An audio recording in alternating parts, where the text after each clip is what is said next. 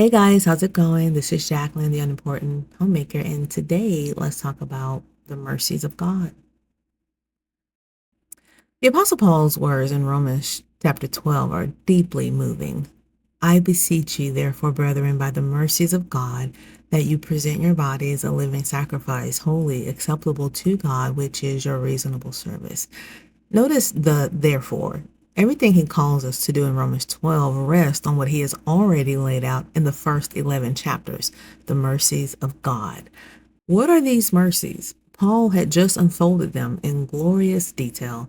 The righteousness of God freely given through Christ, the uselessness of law and works to save, the saving power of faith, peace with God, standing in grace, the promise of glory, the gift of love, the indwelling spirit, adoption as sons and daughters, reconciliation, union with Christ, deliverance from sin, freedom from judgment, sanctification, justification, glorification, security, and the unfailing promises of God. On the basis of all of this mercy, Paul urges us, present your bodies. In other words, because of what God has done, this is how you now must live. The same principle flows directly into Titus 2, verse 3 through 5, where Paul instructs older women to live in reverence, to avoid slander, to be self-controlled, to teach younger women to love their husbands and children, to be chaste, peer keepers at home, kind and good, submissive to their own husbands. Why? So that the word of God may not be blasphemed. Duty always flows out of doctrine, and behavior always flows out of belief. Why does the Bible tell women to live this way?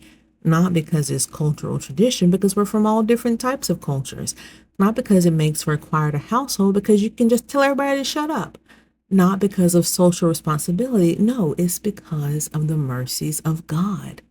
If Christ has redeemed you, if he has given you a new life, if he has called you his own, then your daily life must reflect that reality. The way you speak about others should reflect the Spirit of God in you. The way you love your husband and children should reflect the sacrificial love you've received from Christ. The way you order your home should reflect the peace and beauty of God who brings order out of chaos. The way you submit should reflect the humility of Christ who submitted to the Father's will. This is not about checking boxes. It's about living as women actually transformed by mercy. Titus 2 is not a burdensome list of shoulds. It is a beautiful portrait of what happens when women live out the doctrine of God's mercy in their everyday duty. This is why teaching sound doctrine matters, because right living is always a response to right believing.